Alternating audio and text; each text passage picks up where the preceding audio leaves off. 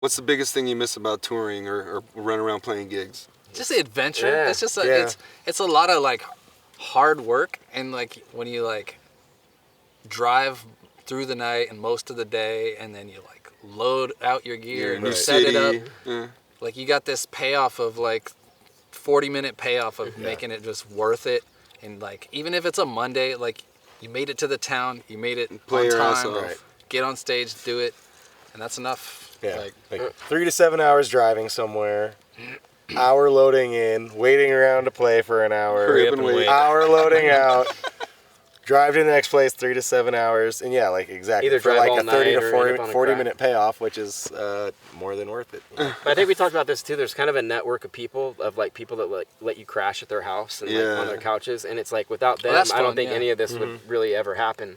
But like they end up becoming part of your like family network, kind of in a weird way. Absolutely. Yeah, we'll 'Cause you take start over to their see living people room. say, yeah, and Your living room. they're just You so used to take gracious. over mine back in the exactly. day, the old Misfit Manor in Anaheim. So yeah, every time I used to do my shows, you'd come through and brought the traveling circus of Flexx, and then you guys would leave without a trace. Like you guys were never there. It was beautiful. You guys were the best guests. Well, That's another reason why we're still around, you know, is that like we're nice guys, we're polite, we don't like, you know, show up in trash places, you know, like There was a few bands like that. Electric Frankenstein stayed at my house a couple times, and the Coffin Cats, like, and you guys were regulars. So yeah, man, it was fun to be a part of that for so long. Exactly. And help you guys out and keep you guys on the road and keep you guys jamming and rocking. And I mean, it's so necessary to have those types of people. Like I wouldn't have a band at my house. You know what I mean? Right. Like thank you for everybody Yeah. who's put us up. Remember that one time we got kicked out of that one place by the cops? We were like all Oh, that asleep, and then was the cops Some came chick in. brought us to the wrong San house. Diego? Yeah. We got invited to, this girl's like, oh, you can stay at our house. She was house sitting for someone. oh my God. Yeah. Brent, KJ was with us. He was doing merch and helping out. And we all ended up going to this house and hanging out or whatever, pass out, and then wake up to banging on the door. I think Andy opened the door to find a cop standing there. The girl who invited us over apparently got wasted, went out for a walk or a phone call or something, and went to the neighbor's house and started banging on the door to get in the neighbor's house. The neighbors called the cops. yeah. They like took her away and like we got the hell out of there. No, because the cops were hella cool, and because we were being cool, he's like, dude, just get the fuck out of here. It's like, Yeah. Yeah, we'll but take care of it. Like, all right. yeah, but it wasn't before two cops brought Kid Jagger, psychedelic warlord, out in his underwear. Oh yeah. And he's like, What's going on? What's going on, man? And like he's got his underwear on, and he's all like dried blood. He was like, down asleep in the laundry room, I believe. He would strut out of there. But I remember like our old singer was asleep in the van. No, I was in the You were in the van? Oh, and the doors open to the van and all these beer cans. And this cop was just like shaking his head. Like Scooby-Doo. Yeah, the cop's like, is that everybody? And he hadn't seen me in the van. The singer our old singer's about to say, oh yeah, I was like, shut the fuck up. He doesn't even know I'm in here. Like, So you were watching from the van, yeah. like the surveillance van. I like woke up to chatting. I'm like, oh, cops, I should probably not get involved in this. Yeah. I mean, literally, it was so like right out of Fast Times at Ridgemont High, like when the bell rings and they fall out of the van. I mean, that's literally, hilarious. it was There's like no birthday party it was like you couldn't have scripted it better. Yeah, that was a good one. Between Brent being carried out by the police and then the door opening to the van and the bottles coming, I mean, it was just like I'm standing there just going, oh my god. Yeah. That was a good one.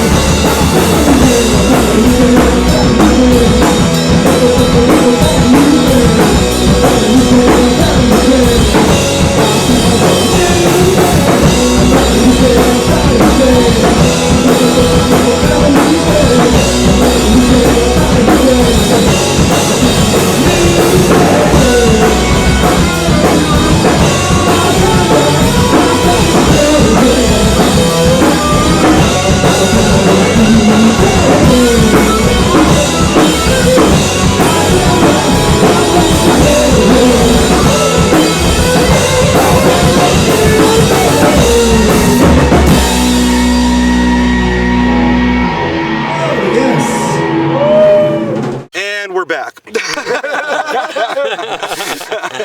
So here's we talked about you talk about writing from sadness and all that and whatnot, but Not sadness, like being heartache and those kind of heartache. Okay, just like get me out of here. Angst, okay. paranoia. So that being said, has quarantine given you any inspiration to write? I mean, you're saying you guys were angsty about getting together.